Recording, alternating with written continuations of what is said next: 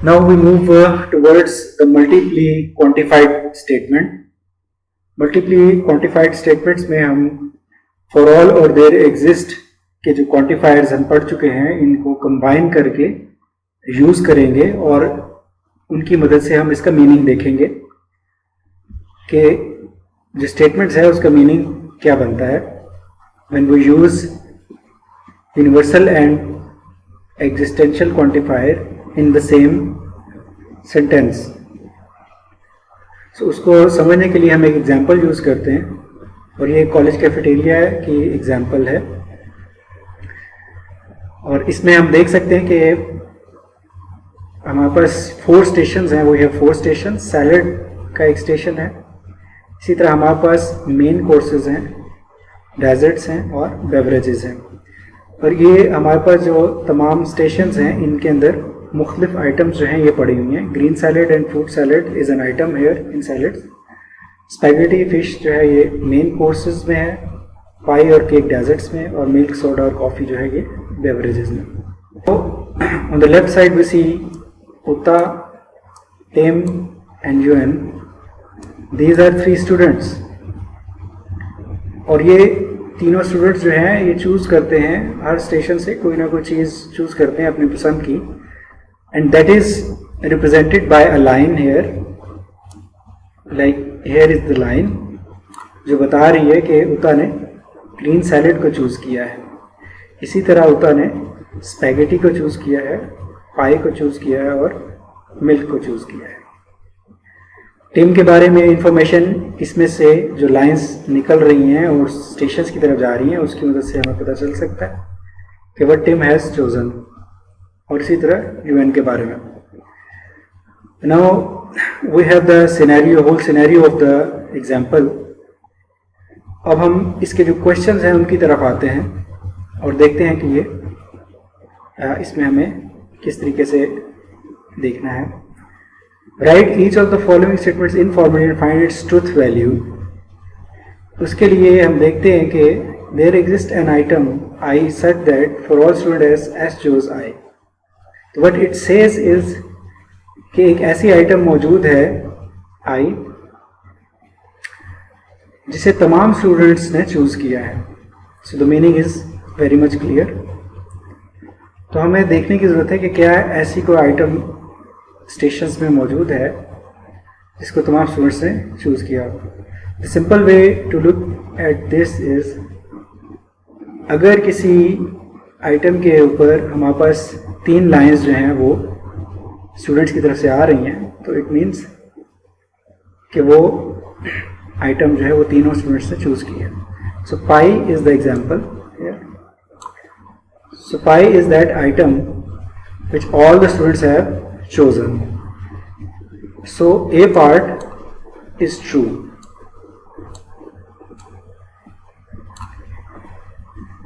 इसी तरह हम B part की बात करते हैं. B part में हमसे ये डिमांड की गई है कि there exists a student S such that for all items I, S chose I. अब यहाँ पे एग्जिस्टेंशियल का क्वांटिफायर स्टूडेंट्स के साथ है कि एक ऐसा स्टूडेंट मौजूद है जिसने तमाम आइटम्स जो हैं उसको चूज़ किया है. तो हम देख सकते हैं कि कोई भी ऐसा स्टूडेंट मौजूद नहीं है क्योंकि अगर हम नंबर ऑफ आइटम्स काउंट करें तो 1 2 3 4 5 6 7 8 9 आइटम्स हैं और कोई भी स्टूडेंट ऐसा नहीं है जिसकी लाइन से ये अंदाज़ा लगाया जा सके कि उसने 9 आइटम्स जो हैं वो चूज़ किए हैं. So this is a false statement. So in the next example, C, we see that there exists a student as such that for all station Z, there exists an item I in Z such that S chose I. यहाँ पे जो station हैं salads, main courses, desserts and beverages, इन चारों stations के लिए जो symbol use किया गया है वो Z है. इस स्टेटमेंट को अंडरस्टैंड करने के लिए हमें देखना है कि सबसे पहले जो एग्जिस्टेंशियल क्वांटिफायर है वो स्टूडेंट्स के लिए है. So we need to find a student such that from all the stations there is an item I such that S choose I, कि एक ऐसा स्टूडेंट जिसने तमाम स्टेशंस में से कोई ना कोई आइटम जो है वो चूज की हुई है। तो उसके लिए हम उता को सबसे पहले देखते हैं। तो उता ने सैलेड में से चूज किया हुआ है, देन मेन कोर्सेज में से चूज किया हुआ है, देन उसने डेजर्ट्स में से और बेवरेजेस में। तो हर स्टेशन से उता ने कोई ना कोई कम से कम एक आइटम जो है वो चूज की हुई है। So that's why this statement is true. इसी तरह हम डी पार्ट की अगर बात करें, डी पार्ट जो है वो एज ए एक्सरसाइज है, आप लोग खुद करेंगे। So multiply quantified statements in formal way में हम पढ़ेंगे। अब ए पार्ट में गिवन है for all positive numbers x there exist a positive number y such that y is less than x।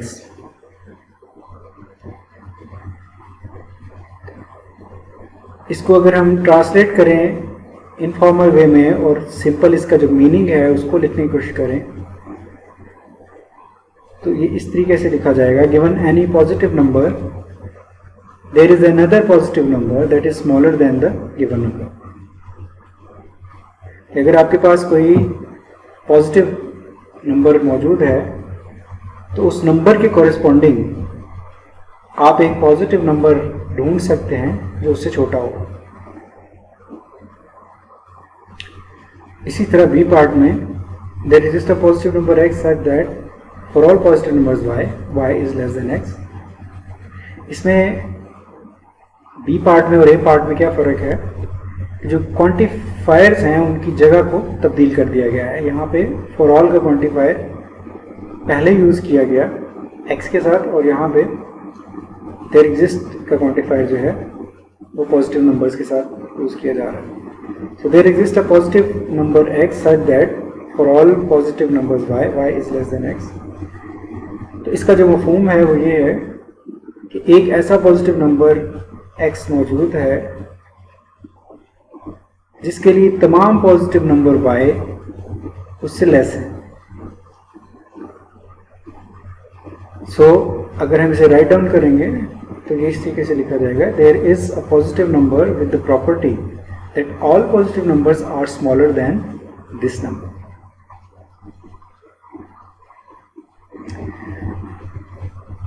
Some more examples on multiply quantified statements, and we write in formal way.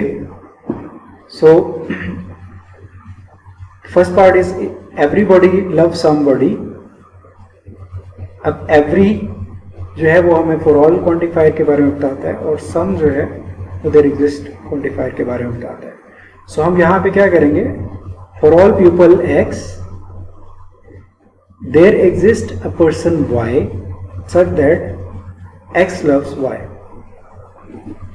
और इसी तरीके से हम B part में देख सकते हैं कि सम बॉडी लव्स एवरीबॉडी में सम का क्वांटिफायर, सम जो है एग्जिस्टेंशियल क्वांटिफायर है जो पहले आ चुका है, और एवरी जो है वो इंडिकेट कर रहा है कि फॉर ऑल का क्वांटिफायर बाद में चला गया।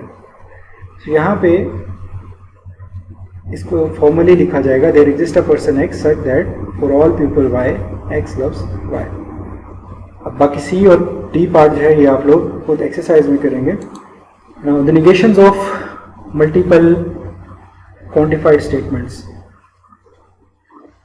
अब हमें देखना है कि मल्टीपल क्वांटिफाइड स्टेटमेंट्स की नेगेशन किस तरीके से ली जाती है। ये इसका मेथड भी वैसा ही है जो हम ऑलरेडी नेगेशन पढ़ चुके हैं। अब हम एक एग्जांपल लेते हैं, एक फॉर्मेट लेते हैं जिसको हम तब्दील करेंगे, उसकी नेगेशन लेंगे। For all x there exist y such that pxy।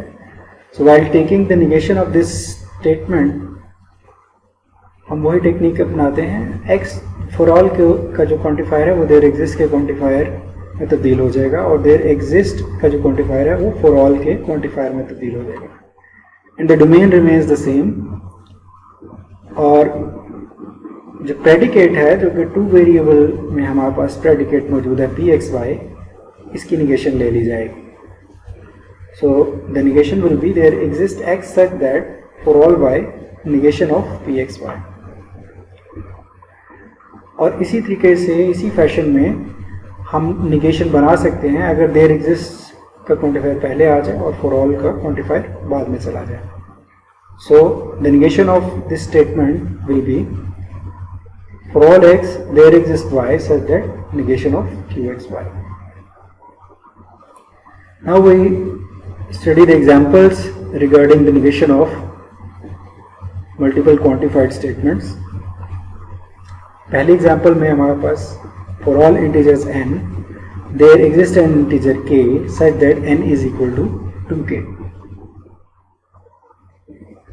इस एग्जाम्पल में हमने निगेशन, जब हम निगेशन अप्लाई करेंगे तो फॉर ऑल देयर एग्जिस्ट में तब्दील हो जाएगा. There exist an integer n such that, और जो देयर एग्जिस्ट है वो फॉर ऑल में कन्वर्ट हो जाएगा फॉर ऑल इंटीजर्स k, और हमारा प्रेडिकेट जिसमें n is equal to 2k है, इसकी निगेशन जो है वो n is not equal to 2k आ जाएगा.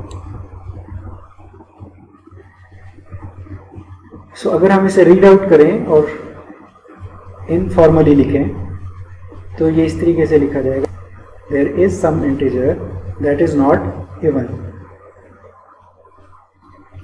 इसी तरह पार्ट बी में हम देख सकते हैं there exist a person X such that for all people Y X loves Y. और इसको जब हम निगेशन अप्लाई करेंगे तो अकॉर्डिंग टू द रूल जो चेंजिंग आएंगी वो ये होंगी for all people X there exists a person y such that x does not love y. और इसी को अगर आप इनफॉर्मली लिखेंगे, जो इसका मीनिंग है उसको ट्रांसलेट करेंगे, तो वो बनेगा nobody loves everybody.